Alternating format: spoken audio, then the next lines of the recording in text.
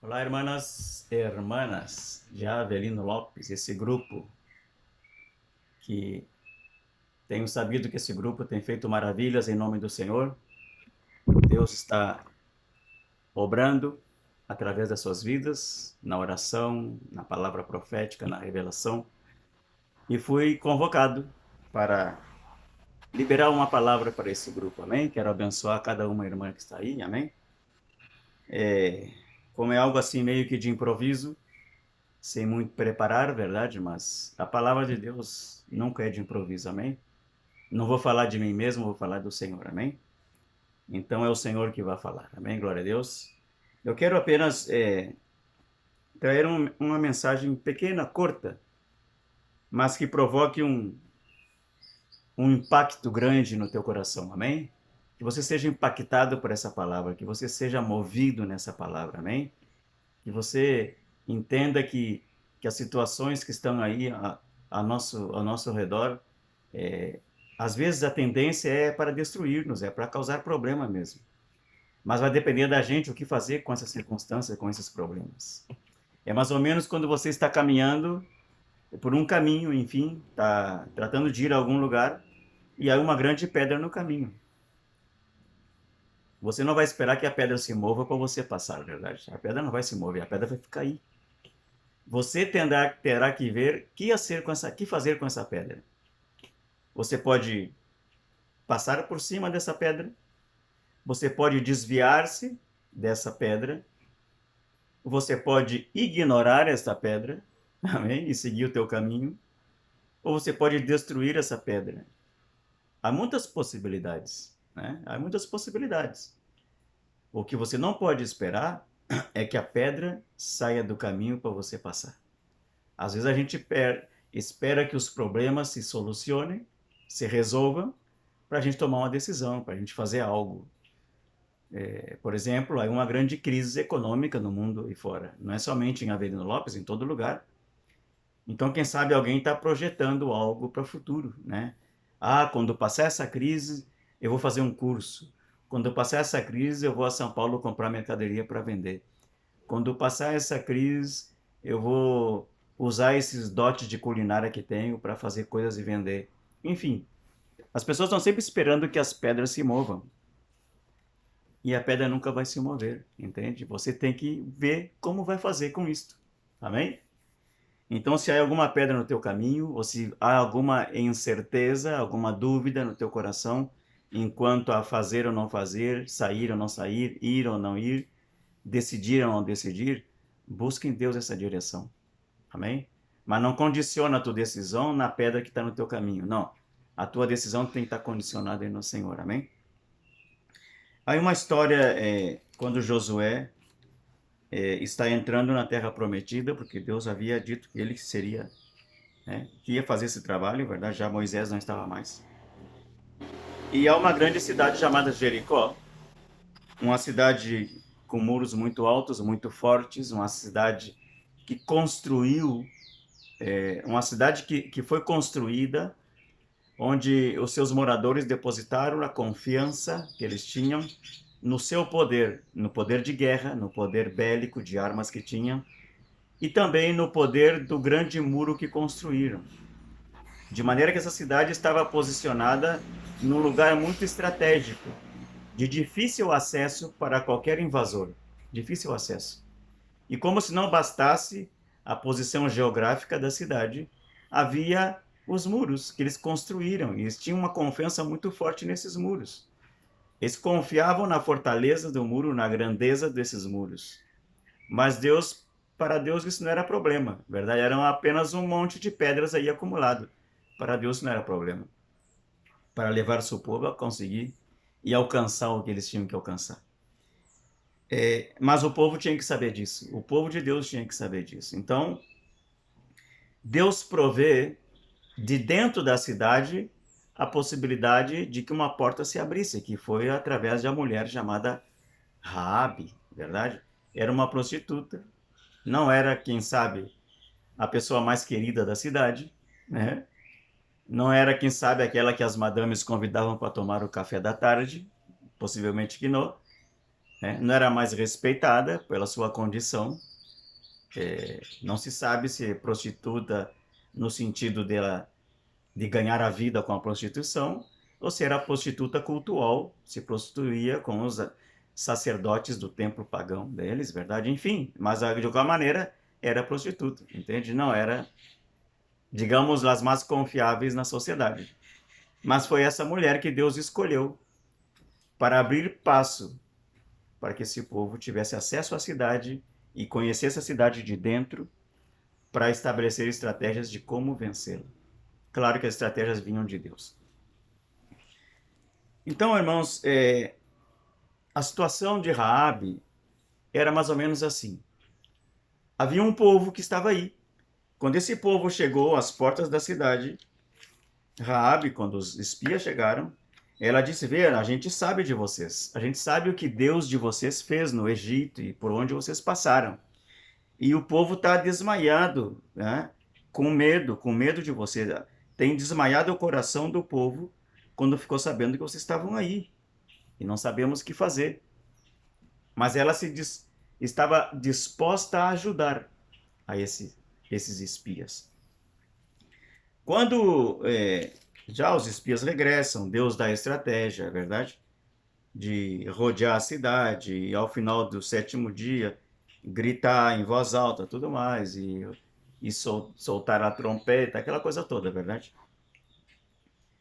Havia uma decisão de Deus para essa mulher, entende? Para o povo de Jericó, a decisão de Deus era destruir, amém? Era um povo idólatra, um povo pagão, um povo que adorava o sol e a lua. Jericó era a cidade da lua, né? Adoradores da lua. Tanto é que depois toda essa região adorava, né? O sol e a lua, os astros, verdade, celestiais. E em uma batalha de Josué contra os amorreus, eu creio, os amorreus, no capítulo 10, Josué manda deter o sol e a lua, e isso aconteceu por um dia. Por quê? Porque era o Deus deles, né? Então José disse: "Vê, eu, um homem, apenas um homem, com o meu Deus, fiz deter o Deus de vocês." Entende? Então, mostrando que o paganismo, que a idolatria não tinha nenhum fundamento. Mas vemos aqui uma realidade, duas realidades. Uma realidade do povo de Jericó, da qual Raabe era de aí. E a outra realidade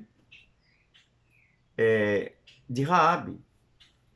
Para o povo de Jericó, a presença do povo de Deus aí, aquele povo de Deus que vinha passado por 40 anos no deserto, que antes disso tinha destruído praticamente Faraó e seus cavaleiros e pragas e tudo mais, e o caminho do deserto com coluna de fogo e maná do céu. Deus fez maravilhas tremendas e esse povo de Jericó sabia que este povo que estava aí, ainda que não tinha experiências de guerra, que eram gente muito jovem, que vinham saindo do deserto, não tinham experiência de guerra, não tinham armamento de guerra, mas o Deus desse povo tinha feito grandes coisas na vida deste povo. E o que enchia eles de medo era este, verdade? Esse é o medo. Não temiam ao povo, mas temiam o Deus desse povo. Então, para este povo, havia uma palavra, uma sentença de destruição. E Deus disse: vocês vão destruir a cidade, vão derrotar todo mundo, não levem nada, destruam tudo. Bom, já sabemos a história. E para Raabe, como Raabe enfrentou essa situação? O povo se atemorizou, se escondeu de trás dos muros, e quem sabe, enquanto o povo de Deus dava a volta na cidade, nos 6 dias, 7 dias, essa gente, quem sabe, se burlava, assim, um bullying, digamos, verdade? Assim, faziam piada, essa gente aí dando volta, esses loucos que estão fazendo aí, né? Mas Deus estava nesse negócio.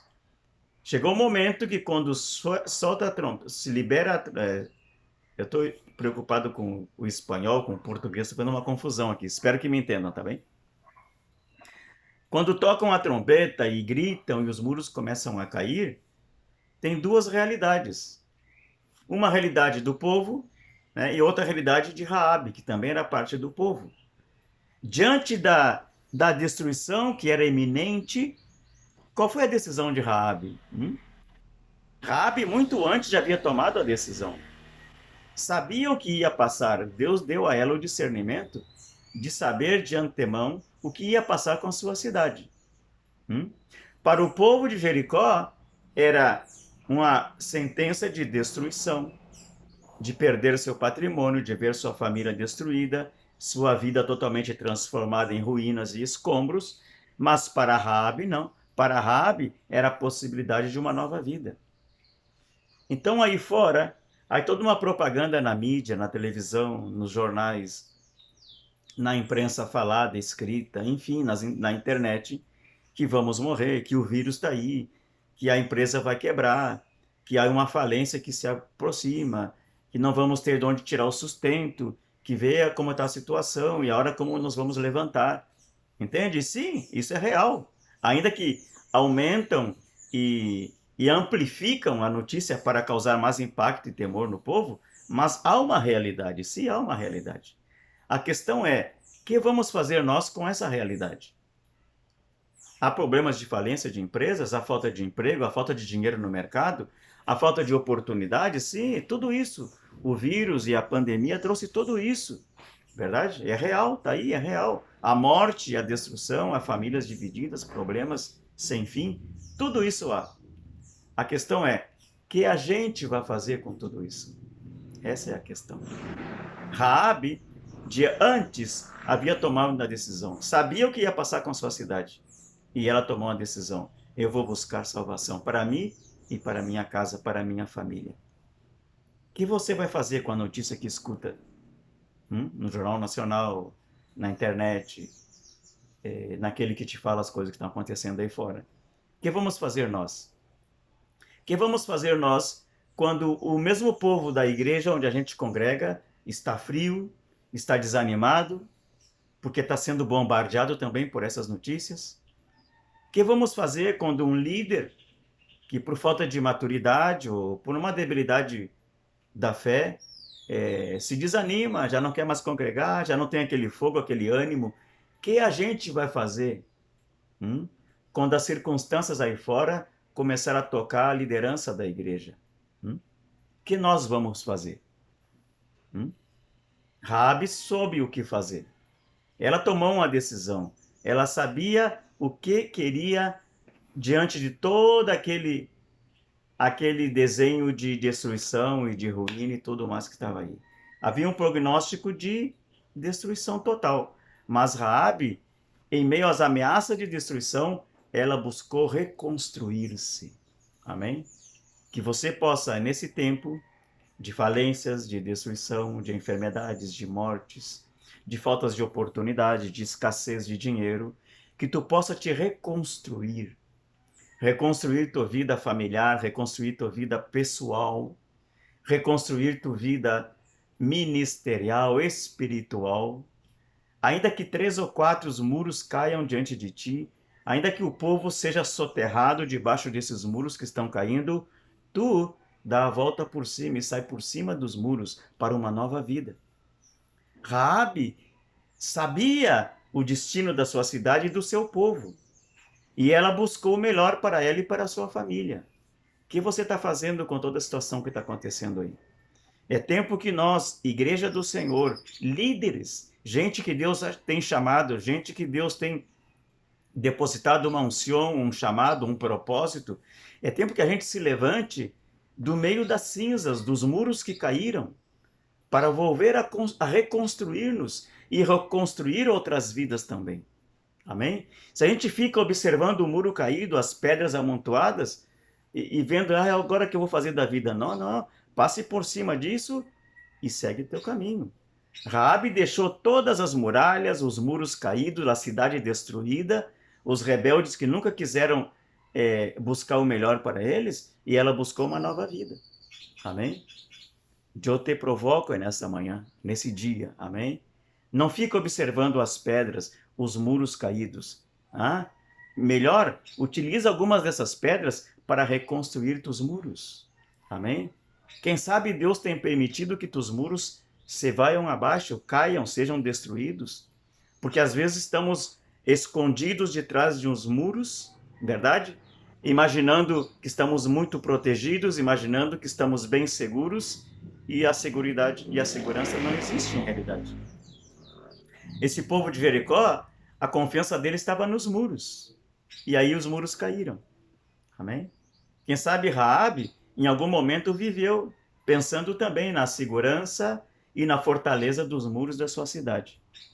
E de repente ela viu que uma grande ameaça estava se aproximando e esses muros não iam permanecer de pé por muito tempo. Sabe o que ela fez? Quem sabe juntou algumas pedras do seu muro caído e saiu daquele ambiente e foi reconstruir sua vida em outro lugar. Amém? Quem sabe Deus está dizendo para você, não fique observando os muros caídos. Reconstrua-te uma vez mais. Amém? Busca reconstruir-te. Não fica pensando como Deus te usava no passado, como você lia a Bíblia e Deus falava, como o Espírito Santo se movia na minha vida naquele tempo quando aquele fulano era o pastor, agora não é mais ele o pastor, quando aquela irmã era líder, agora é a outra que está aí, eu não consigo me adaptar, não consigo entender o que faz, não consigo encontrar o meu espaço. Não, não, junta as pedras, junta algumas pedras desse muro caído e volta a reconstruir-te. Amém? Volta a reconstruir tua vida, volta a reconstruir tua intimidade com Deus, tua relação com Deus. Amém? Não fica observando as pedras não vão se mover daí.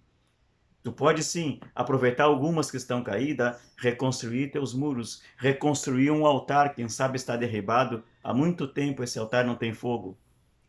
E Deus está querendo que tenha fogo aí. Amém?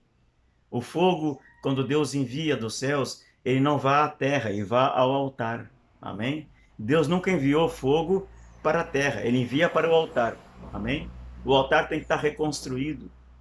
Quando Elias chama que o fogo desça do céu para vencer os profetas de Baal, o fogo desceu no altar, não desceu na terra, não desceu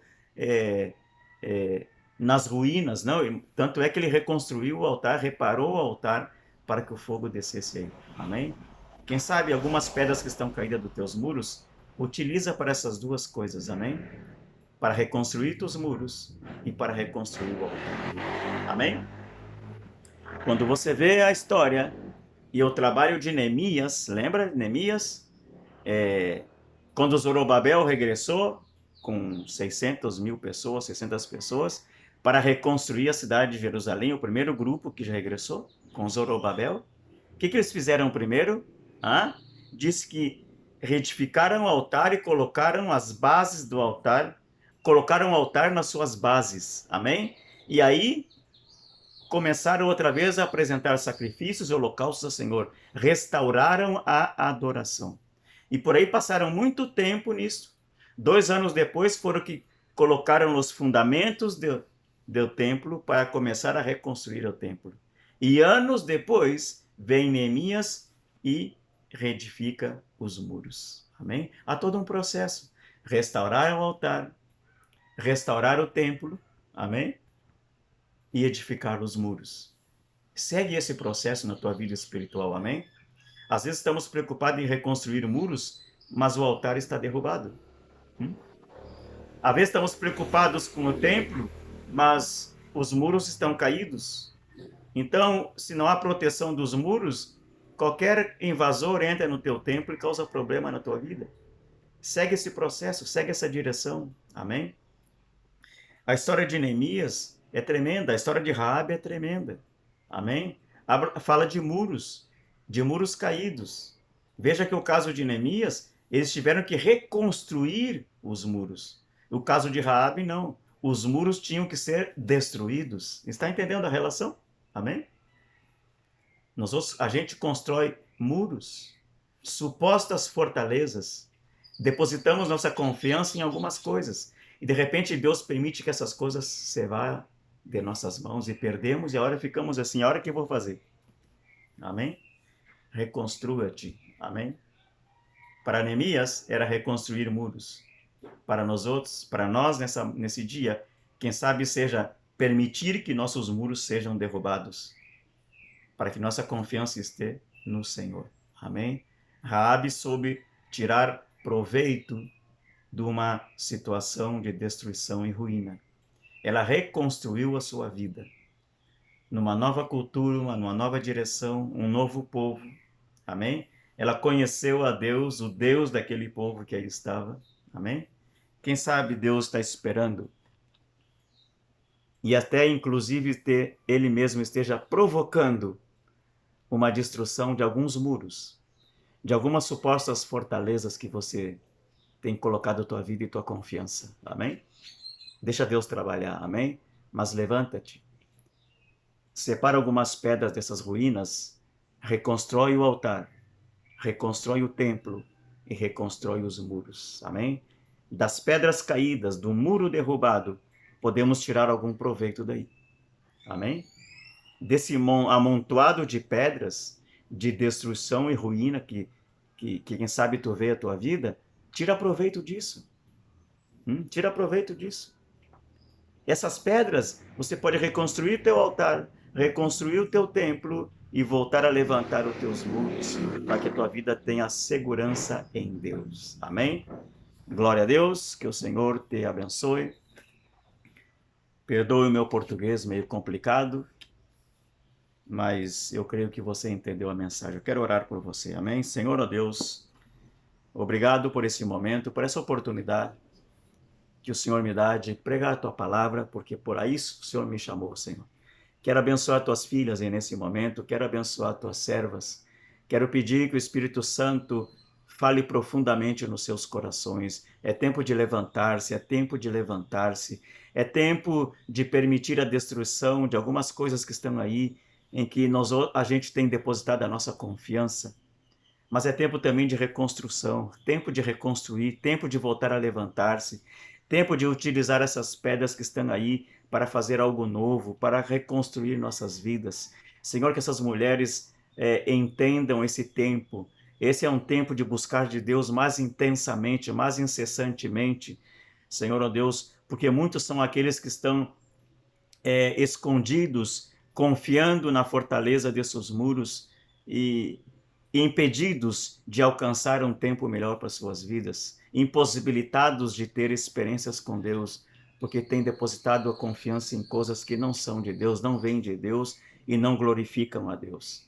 Eu abençoo as tuas filhas nesse momento, Senhor.